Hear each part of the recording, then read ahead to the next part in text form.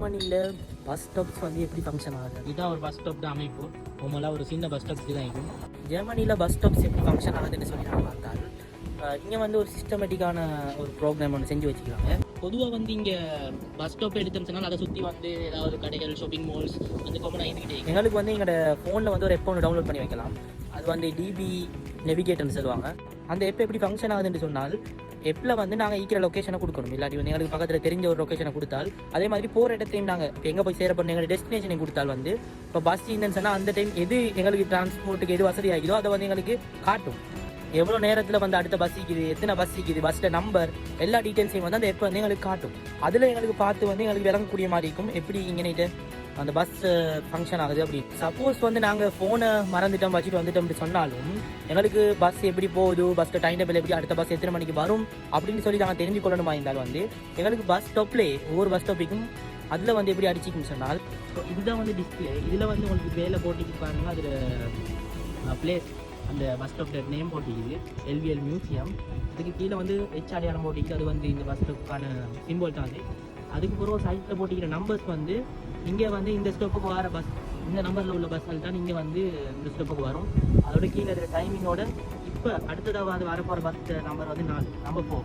So bus number 4 வரும். இந்த 1 minute சைட்டில் உங்களுக்கு இறங்கும். அதோட வந்து பஸ் நம்பர் 14 அதுக்கு அடுத்தது 3 நிமிஷத்தில் வரும்.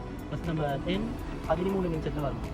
ஸோ அந்த ரூட்டும் அது பக்கத்தில் போட்டிக்கு எல்லாமே அதில் ரூட் இது மூலமாகவும் எங்களுக்கு விளங்கி கொள்ளக்கூடிய மாதிரி இருக்கும். அதே மாதிரி தான் உங்களுக்கு பஸ் ஸ்டாப்புக்குள்ளுக்குள்ளேயும் இங்கே ஒரு பேப்பரில் நோட்டீஸ் போர்ட்டில் ஒட்டிப்பாங்க. பஸ்ஸில் நம்பரை போட்டும் அதில் பேர், அந்த பஸ் போகிற அதில் ரூட்டையும் போட்டும் ஒரு நம்பர் இங்கே பார்க்கக்கூடிய மாதிரி இருக்கும். உங்களுக்கு மேலே நீங்கள் வந்து டேட் போட்டிருக்கும் வந்து மண்டேலேருந்து ஃப்ரைடே வரைக்கும் இது டைம். ஸோ 5:56, 6:17, 47 தங்கிட்ட மென்ஷன் பண்ணிட்டு இப்போ லாஸ்ட்டாக இது வந்து 8 மணி மட்டும் தான், 8:17, 8:47 மட்டும் தான் நீங்கள் பஸ் வரும் இந்த ஸ்டாப்புக்கு. அதுக்கப்புறம் எங்கிட்ட சம்ஸ்டாக்னு சொன்னாங்க சாட்டர்டே, இது சொன்டாக் சொன்னால் சண்டே.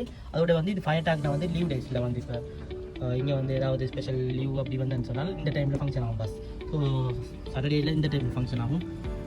மற்றபடி ஒரு காமனாக மண்டேலேருந்து ஃப்ரைடே வரைக்கும் இந்த டைமில் வந்து ஃபங்க்ஷன் ஆகும். ஸோ இதை மாதிரி வந்து எல்லா பஸ் நம்பரும், ஸோ பஸ் நம்பர் அதோட வந்து அங்கே பஸ் போகிற ரூட் பேர் அப்படி அதில் டைமிங் எல்லாமே இதில் போட்டிருக்கு. இங்கே நோட்டீஸ் போர்ட்டில் உள்ள விஷயம் என்னென்னு சொன்னால் இங்கே வந்து நோட்டீஸ் போர்ட்டில் வந்து ஓவராலாக போட்டிக்கும். இப்போ காமனாக வந்து அதுக்கான எப்பயுமே டைம் இப்படி தான் இருக்கும். இப்போ ப்ரெசன்ட்லி இப்போ கரண்ட்லி இப்போ இந்த டைமுக்கு வந்து எந்தெந்த பஸ் வரும் ஸோ நான் இன்றைக்குள்ள நாட்டில் அந்த டைம் டேபிளை தான் வந்து இந்த டிஸ்பிளேல போட்டிப்பான்.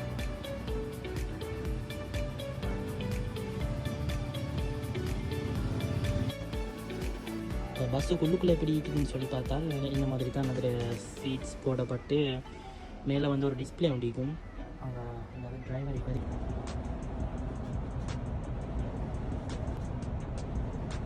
இங்கே உள்ள ஒரு ஸ்பெஷல் என்னன்னு சொன்னால் இங்கே வந்து டிரைவர் தான் வந்து டிக்கெட் டைம் எடுக்கணும்.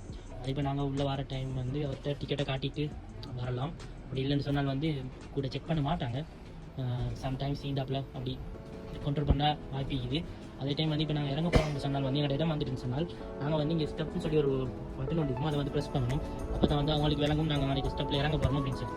இப்போ வந்து நான் இறங்க வேண்டிய பிளேஸ் வந்தாச்சு. இங்கே வந்து நான் ஸ்டெப்பை ப்ரெஸ் பண்ணிவிட்டேன். அதில் வந்து இங்கே வந்து பஸ் ஸ்டெப் ஆகுறேன். ஸ்டெப் பண்ணிவிட்டு எங்களுக்கு டோர் ஓப்பன் ஆகுது. ஃபைனலி நாங்கள் வந்து எங்களை பஸ் ஸ்டாப்பில் இறங்கியாச்சு.